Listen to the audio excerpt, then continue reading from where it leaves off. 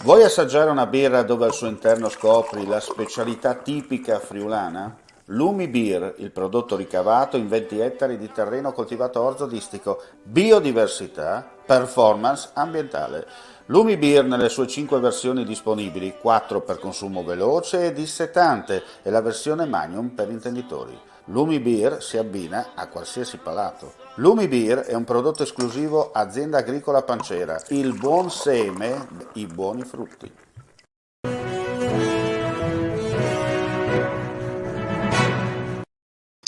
Cordiale buon pomeriggio, gentili amici e amiche alla visione all'ascolto. Apriamo il nostro live con, vedete, già collegata l'onorevole Elena Lizzi, eurodeputata della Lega, ma anche del gruppo insomma, parlamentare a lei collegata. E innanzitutto le apro il microfono, le do il buon pomeriggio, onorevole.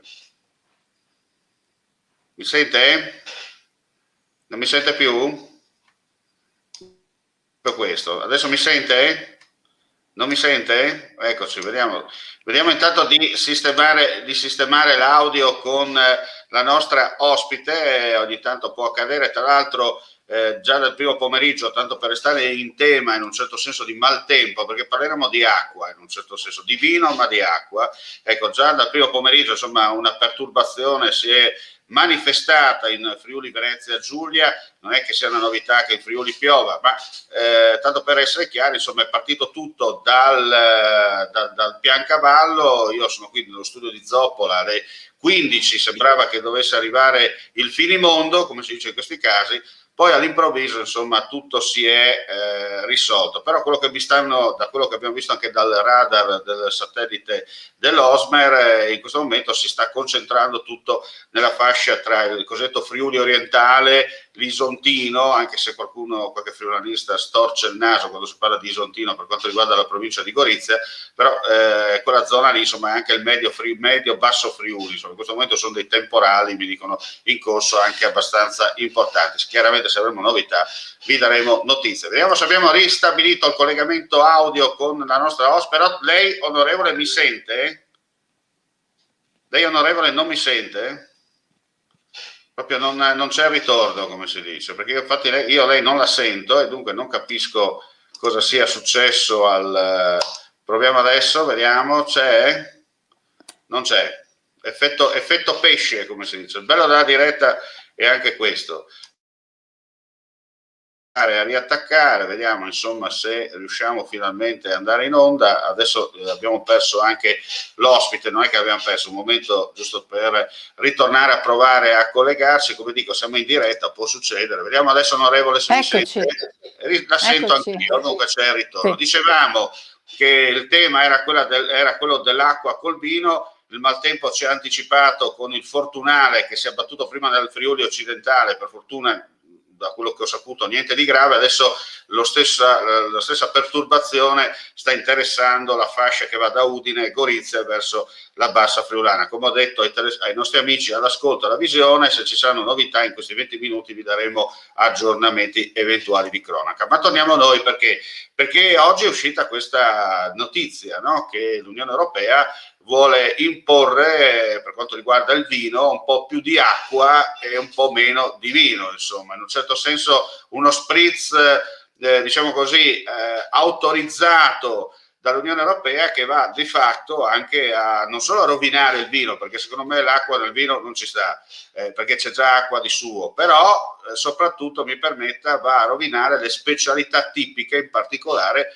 quelle del Friuli Venezia Giulia e del resto d'Italia, no? Magari a favore di altri vini europei che sono meno competitor, cioè vendono il nome, ma quando metti il bicchiere e assaggi dici meglio un Merlot friulano che piuttosto un vino francese o della Bavaria, come si dice in questi casi. È così, onorevole? Sì, stamattina è arrivata una segnalazione che abbiamo letto un po' sui giornali, un po' arrivata da un'associazione di categoria che denunciava come nelle scorse settimane in alcuni tavoli, non quelli dell'Europarlamento precisamente, sia quasi stato trovato un accordo per un'autorizzazione per togliere l'alcol al vino e permettere anche diciamo, l'allungamento, un piccolo annacquamento. Ma quello che è peggio è che sembra che questo potrebbe, perché il condizionale è d'obbligo in questo momento, no? Riguardare anche i DOP e gli IGP, che è la cosa proprio allucinante, no? Perché da anni combattiamo per difendere e registrare i marchi di qualità, per promuovere le eccellenze assolute nel mondo e distinguere il prodotto originale dalle imitazioni, e quindi per combattere anche le pratiche fraudolente. E oggi è cominciata a girare questa notizia, tra l'altro non negata. Noi l'abbiamo colta subito al volo e abbiamo promosso all'interno del gruppo che fa riferimento alla Commissione Agri, ma anche all'intergruppo, dove ci sono molti colleghi europarlamentari che si occupano il gruppo si chiama Wine, Spirit and Food, vuol dire che ci si occupa di wine, di superalcolici e di cibo, quindi evidentemente un gruppo che cerca di promuovere e difendere le eccellenze e i mercati di riferimento di queste eccellenze. Non vi onorevole, dico, c'è il si è rischio, scatenato il mondo. mi permetta onorevole, c'è il rischio che si ripeta quello che abbiamo già visto, cioè un film purtroppo a colori in questo caso, col discorso del Tokai, no? Quando il Friuli Venezia Giulia e anche l'Italia in generale, insomma, perse la titolarità del nome a favore della Pannonia o dei Maggiari, anche se il loro Tokai è completamente diverso dal nostro, dato loro è quasi un vino nero rispetto a un più rosso che bianco, però per dire si va a rischio di perdere, anzi di rivedere un film purtroppo già visto. Beh, diciamo che noi ci siamo premurate, io ho capitanato un po' la ribellione di un gruppo abbastanza consistente di europarlamentari, ha confermato anche il collega Marco Dreosto, ovviamente il nostro corregionale, proprio per chiedere una posizione specifica e ufficiale da parte del commissario europeo all'agricoltura, proprio perché vorremmo evitare di rivedere dei film già visti e soprattutto vorremmo evitare che tanti anni di lavoro, la tradizione specifica anche del nostro territorio, ma italiana in generale, sia appiattita e rullata da queste pratiche strane che vediamo ogni tanto nascere, come vi ricordo anche, perché è tema di nuovo di questi giorni, della farina con le larve, no? E anche del burger senza carne, perché purtroppo la pratica in Europa è abbastanza comune in questo senso, Certo. di omologare tutto e di cercare di trovare una convergenza Mi su permetta, tutto. omologare tutto fino a un certo punto, nel senso che qua sembra che stiano facendo soltanto il gioco sull'asse Berlino-Parigi e non è la solita propaganda tanto per dire ecco i soliti anti-europeisti e bla bla, no. Il fatto è che stiamo rivedendo, ripeto, un film già visto, perché noi la dobbiamo sempre prendere nei denti e onestamente, con tutto il rispetto parlando, stare sempre a 90 per poi ogni tanto darci il contentino, prima o dopo si rischia anche di non andare avanti con quel sistema lì, no? Beh, diciamo che anche i francesi su questo fronte dovrebbero trovarsi anche allineati in teoria, perché anche loro hanno una buona tradizione di produzione vitivinicola. Quello che stupisce è che queste cose accadano molto probabilmente per opera e per iniziativa di probabilmente alcuni portatori di interessi specifici che evidentemente non sono i nostri. Quindi vedremo prossimamente quale sarà la risposta del commissario e ovviamente vedremo anche quali saranno le reazioni dei colleghi dell'Europarlamento, perché non oso pensare cosa ne penserà il collega De Castro, per dire, no, del PD piuttosto che altri. Io so che sto registrando una grande adesione alla proposta e alla lettera. Abbiamo tenuto aperto ancora qualche ora, il termine che avevamo messo erano le 5 di questo pomeriggio, ma ci stanno chiamando in molti e quindi terremo aperto ancora qualche ora per permettere ai colleghi, anche perché questa per noi sarebbe una settimana verde, cioè quella dedicata al territorio, di poter anche vedere gli atti, no? Perché chiaramente c'è un percorso di approfondimento da fare per ciascuna adesione. Quindi insomma, però ne abbiamo registrate diverse, qualche decina, confidiamo di registrarne ancora. Soprattutto c'è una reazione unanime da parte, diciamo, dei gruppi parlamentari, che sono piuttosto stupiti di questa nuova iniziativa. Certo, sono perfettamente d'accordo con lei, come ha sottolineato il fatto appunto di essere sempre vigili e soprattutto portare avanti le buone intenzioni, no? Sì, certo, è settimana verde, ma noi siamo operativi come sempre, ci stiamo occupando oltre che di lavoro anche per esempio del Data Governance Act, quindi del futuro digitalizzato dei nostri dati ora custoditi negli enti pubblici, e stiamo seguendo anche le operazioni che vediamo su Agri. Chiaramente c'è un po' di fatica perché sono diciamo dei dossier completamente diversi, a volte anche integrati gli uni con gli altri, ma naturalmente per approfondire ciascuno di questi bisogna dedicare parecchio tempo, parecchie ore, però è davvero una grande sfida, e naturalmente in tempi di Covid è ancora tutto più straordinario, però insomma noi siamo qua, siamo presenti e siamo pronti a denunciare, a puntare il dito, soprattutto a cogliere le istanze delle associazioni di categoria che ovviamente conoscono molto bene i dettagli. Perfetto.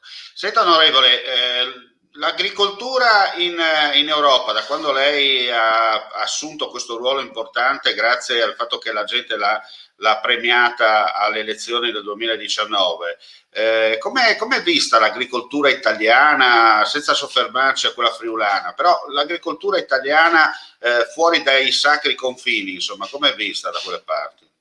Ma diciamo che la qualità del prodotto italiano è riconosciuta, quindi c'è un credito speciale per quello che riguarda sia la produzione agroalimentare che il consumo dei prodotti agroalimentari, quindi la capacità di trasformare il prodotto, la materia prima, in prodotti di consumo. Penso ai ristoranti. Chiaramente il momento è un po' naturalmente difficile, perché non è neanche possibile in questo momento affrontare queste tematiche mettendo davanti al naso delle persone il piatto tipicamente italiano, quindi con la modalità di preparazione italiana anche secondo magari la dieta mediterranea, però tutti amano la nostra terra e amano il nostro modo di mangiare. Quindi speriamo che appena sarà possibile tutti possano avere un richiamo non solo vaccinale, ma anche di degustazione e di stile di preparazione e di consumo dei nostri prodotti. Certo, l'agricoltura dovrà affrontare dei cambiamenti.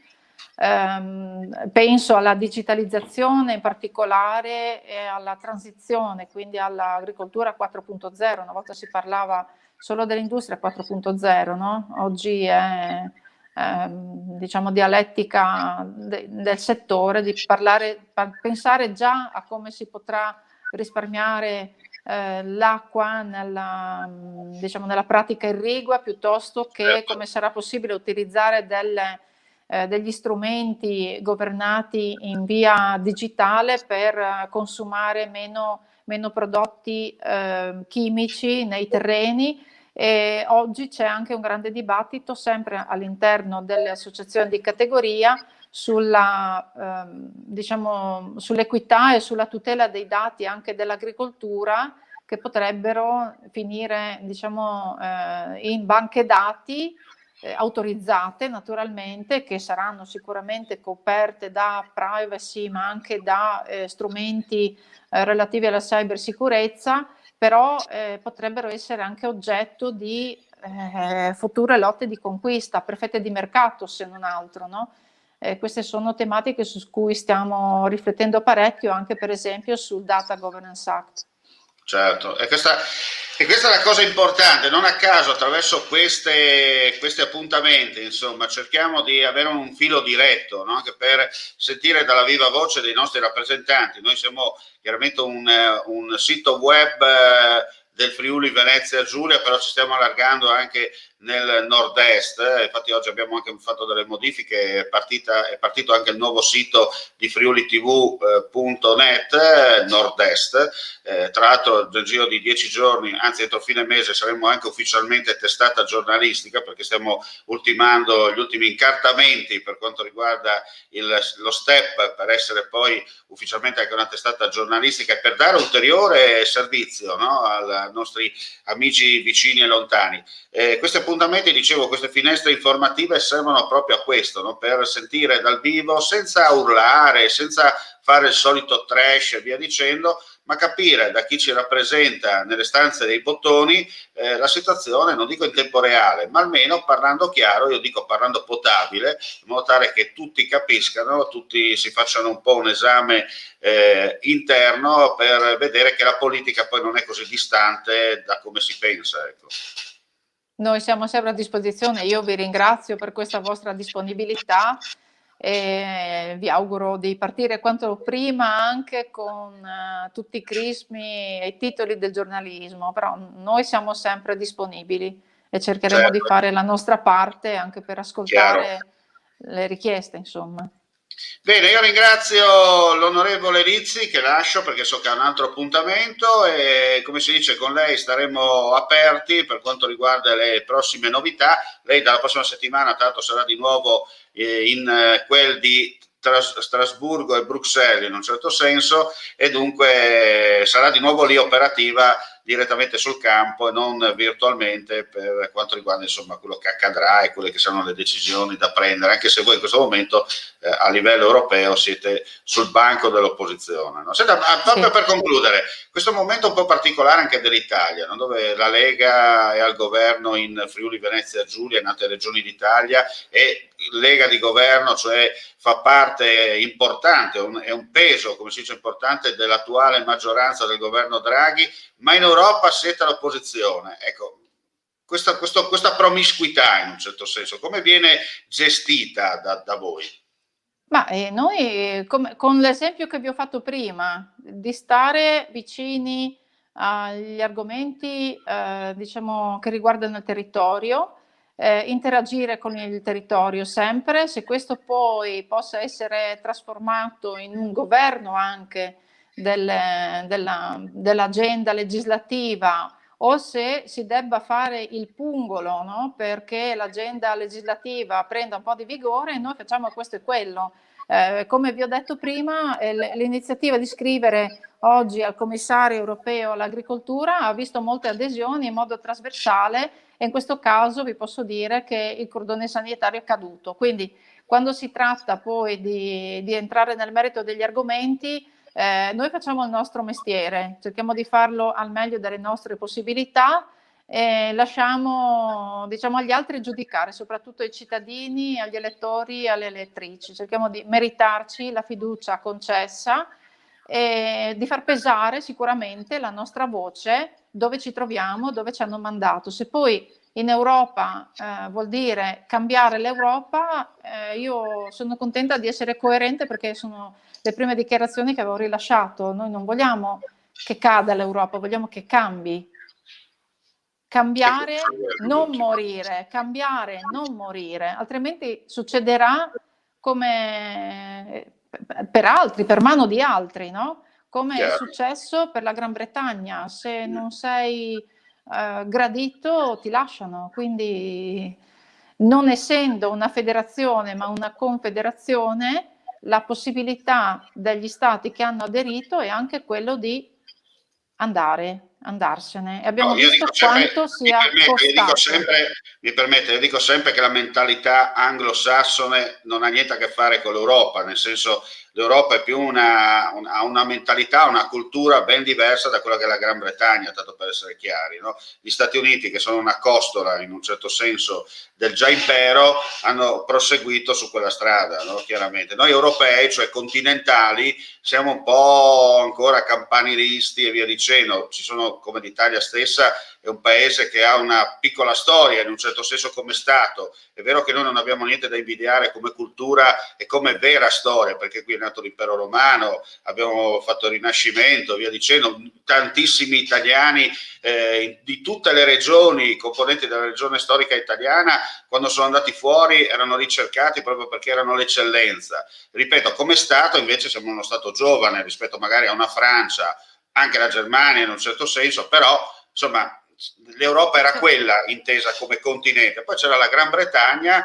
o l'Inghilterra all'epoca, insomma era più l'Inghilterra, mentre Scozia e gli altri stavano un po' lì a guardare, però diciamo la Gran Bretagna, la mentalità anglosassone è completamente diversa sia a livello politico ma a livello di sviluppo, insomma non c'è competizione, tanto per essere chiari, loro comunque vedono sempre avanti, stanno fuori, si sono già in un certo senso, non è che adesso vivono di rendita, sia chiaro, perché anche loro hanno i loro problemi, però rispetto a noi vedono molto più avanti nel contesto della storia. Diciamo che se uno va a guardare la storia chiaramente prende coscienza del fatto che avere un'Unione Europea non significa avere ancora un'Europa unita. Quindi sappiamo che è un percorso lungo, qui non voglio ricordare le dichiarazioni di Schuman, che sono state celebrate nel 70° anniversario lo scorso anno, però è vero, ricordiamolo, che Strasburgo stessa, come sede del Parlamento europeo, è nata proprio per celebrare e trasformare quel confine in cerniera, quella terra contesa in cerniera, quindi sono percorsi molto lunghi. Per quanto riguarda la Gran Bretagna, se partiamo dal diritto, no? Già capiamo che facciamo parte di due mondi diversi che si basano su regole pensate diversamente, poi abbiamo tanti aspetti in comune sicuramente, tanta voglia di anche stare insieme, però anche la corona stessa, no?